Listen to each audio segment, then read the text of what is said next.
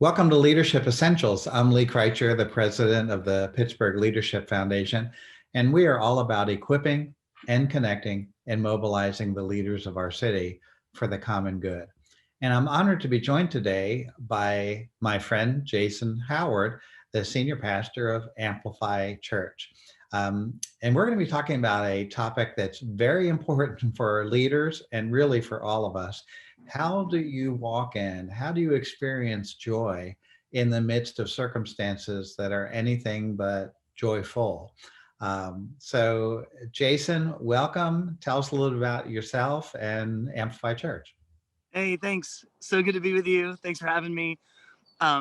Well, Lee knows me very well, maybe better than anyone else on the planet. But Lee obviously is the founding pastor of Amplify Church, and we went through a succession handoff. I served underneath Lee for 16 years and did a number of years of leadership handoff, leadership succession. And then he officially passed the reins to me in the beginning of 2019. So here we are. And Amplify Church is great and built on Lee's foundations, and we're taking new ground and just wanting to lead people to Jesus. Absolutely. Multi-site, multi-generational church that is making a huge difference in our city. And I'm proud of you in your new leadership role. And there are a couple of things I want to bring up before we talk about joy. Sure. One is your first full year as senior pastor of Amplify Church is 2020 COVID year. So sorry to hand it off to you. Yeah, thanks for that. It's such a challenging time. But that has been definitely a huge leadership challenge, not what anyone would be ordering. And also you and AJ have 4 adopted children, and you've had some health problems with a couple of the kids. So why don't you just talk about the fact that even though you're a pastor and you love Jesus, your life still is faced with some challenges. Sure, yeah. Well, I think that, leadership handoff is tumultuous to an organization no matter what. And so we were experiencing sort of the bumps of that. I mean, I think there was a lot of planning that we did that offset, some of the tumult that can come. But, the organization was being remade with a new head guy. And so we were experiencing sort of the changes and transitions of that. And then COVID jumps right into the middle of that. And we are stopping in-person services, which is like, I literally had said to our board the week before the government shut everything down, I said to them, we're kind of in the business of gathering people. So that's sort of what we do. And then the government said, yeah, you're not allowed to do that anymore. So it was, how do we keep the church moving forward when the way that we do church was completely erupted? And then at home, we've had challenges. All 4 of our children are adopted, and our little girl, London, who's 7 now, has some serious health problems. And there have been a number of surgery, very, very intense reconstructive surgeries that also, her biggest surgery was just a few months before COVID, really. It's maybe 4 or 5 months before we shut everything down. And so she had a lot of recovery. So the past year and a half has been, very Tumultuous. War zone on multiple fronts. It's like London's recovery, leadership transition, and the the tumultuous aspects of that, and then COVID and trying to figure out how to respond to it. And COVID ended, and then it didn't really end. And then it sort of kept staying around. And now it's like, as of our day talking today, it's like, okay, more restrictions are coming. Well, it's like, how do we respond this time? Right. So lots of difficulties. I guess God never promised us that everything would be smooth sailing. In fact, he promised us the exact opposite of that, right? Jesus said, in this life, you will experience trouble, right? And I love how the Amplified translation says, it's John 16:33. In this life, you'll experience trial and distress, and trouble. And he says, but take heart. And again, that word there means to be of good cheer. And Jesus says, because I've overcome the world and I've deprived it of power to harm you. So Well, from what I know and from what you just shared, I guess people should realize that pastors aren't exempt from trials and tribulations.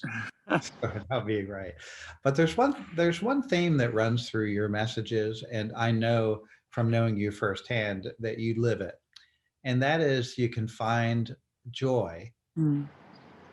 that is not dependent on your circumstances. And what we do in Leadership Essentials every week is to try and get some practical things that people can do, Yeah. leaders and those who may not have a formal leadership role, around certain topics. And so, why don't you tell us what's the secret Mm. to living in joy despite the circumstances? Wow. Thanks for that. I'll be honest that I haven't always felt full of joy, especially in the last year. I think that there have been a lot of times where I felt the exact opposite of that. I think that joy, let me say it differently, because joy is a theological word, and sometimes we compartmentalize that into some sort of like spiritual world that doesn't have a lot of life application. Let me say it this way. And again, this is amplified translation, but of John 10:10, Jesus says, I've come that you may have and enjoy your life and have it to the full in abundance till it overflows. Older translations say that you may, have life and life to the full, or life abundantly. But I love how the Amplified looks at that and says, I've come that you may have life and enjoy your life. And so let me use the word enjoy. So can we enjoy life? And this year, there have been a lot of moments in leadership that have not been enjoyable moments, right? I mean, figuring out how to respond to the pandemic, how to keep life moving forward. What do we do with our budget? How do we handle a drop in giving because of suspension of in-person services? How do we deal with the fact that when we did reopen, not everyone came back?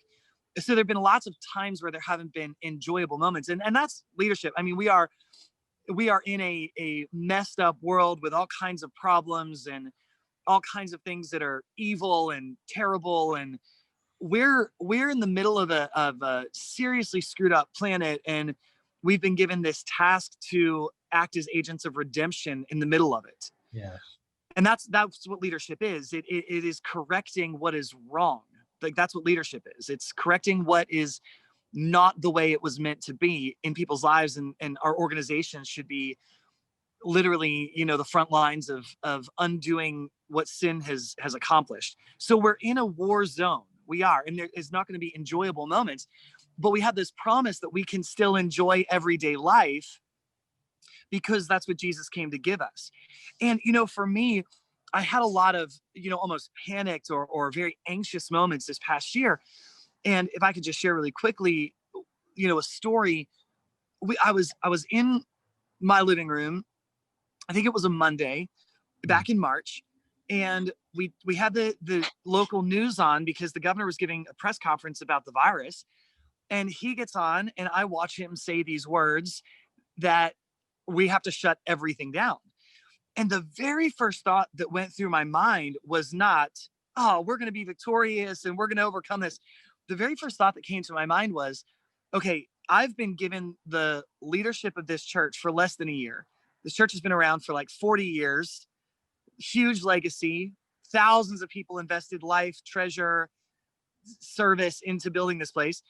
And I'm going to have it for less than a year, and it's going to end and fall off a cliff on my watch. And that thought wasn't a fleeting thought. That thought dug down into my mind and stayed there for months. And the way that I overcame that, and here's what I think the key is when it comes to enjoying life, even when life is difficult. I had to come to the conclusion that God was going to be faithful to his plans for my life, and God was going to be faithful to his plans for the church, and that it wasn't up to me. And I think that's really hard for leaders, because to me it's up to me to make sure this thing doesn't fall apart. It's up to me to make sure my family doesn't fall apart. It's up to me to make sure that I make all of the exact right decisions, even though we're in this really uncharted territory, in order for things to not fall apart. I've got staff relying on me and payroll I've got to fulfill. And I felt all this pressure, like I have to do everything right. I have to do everything perfectly. It's all on me. It's all up to me. And leaders, have a sense of responsibility, and that's a good thing. You know, you need a sense of responsibility for what God's entrusted you with, but you have to come to the point where you're not living out of your own striving and performance and effort.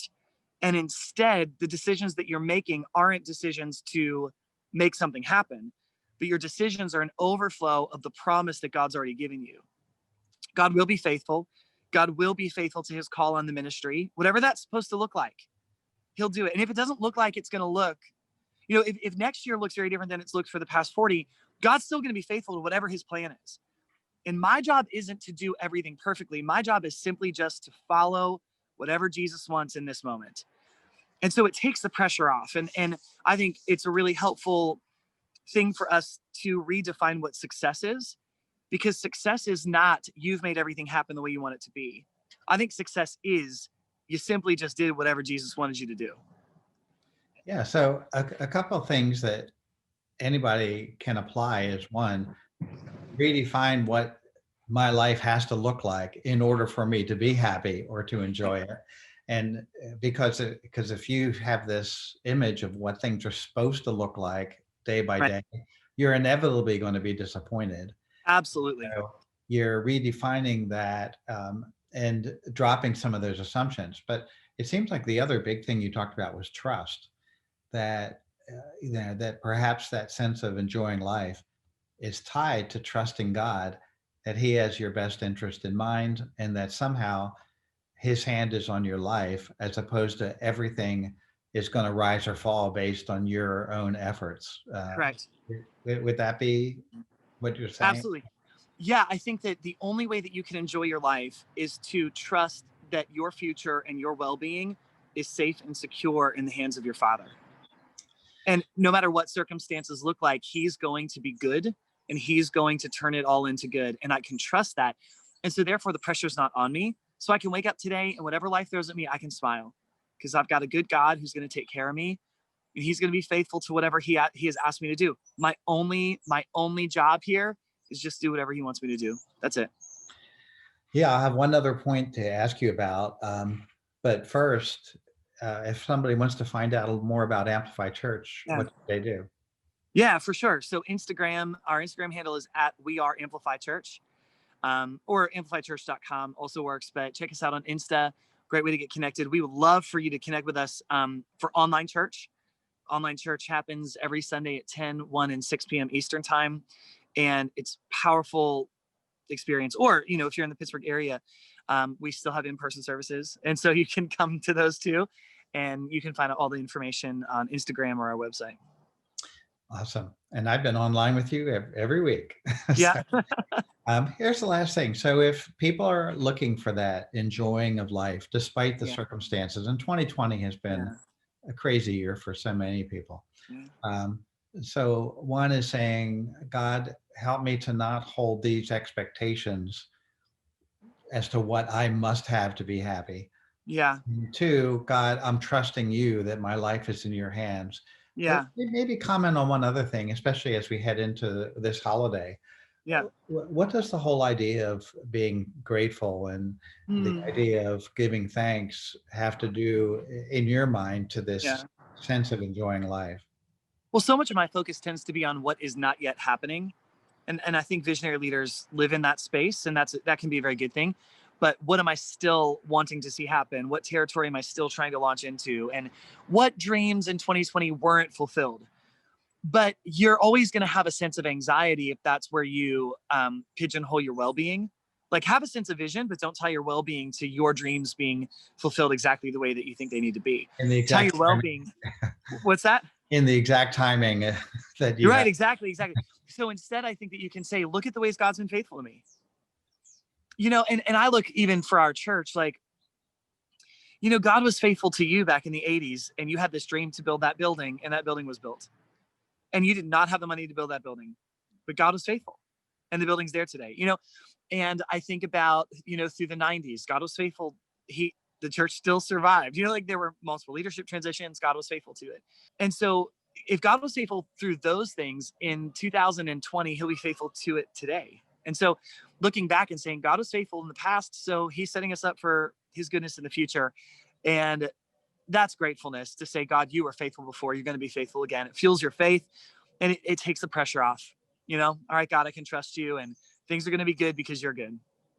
And I think even coming to the conclusion, honestly, if I could make one last point, like with our little girl, I think in our minds, and this is very difficult, we had to get to the point where even if the worst thing we can imagine were to happen, like even if she were to die, would God still be good? And would God still be faithful? And would God still write the end of the story? And would the end of the story still be good? And I think we had to come to the conclusion that, yes, even if the worst thing imaginable happened, she's still in a phenomenal place, safe in the arms of her Father. And we'll see her, and we'll be there, and it will be wonderful, and we'll enjoy it. And the end of the story is going to be good. And so no matter what happens today, we're not going to freak out, because the end of the story is going to be good, because God is a good God and he writes good stories. And we can trust that. And so even if things are difficult, we're still going to smile. Wow. That's powerful, because perspective is one thing and gratitude is another, but that word trust is so huge in everything you just said. So thanks for joining us today, Jason. And hope you got some great ideas as a leader and as a Christ follower as it relates to enjoying life. And join us next week as we gain some more insights into life and leadership on Leadership Essentials.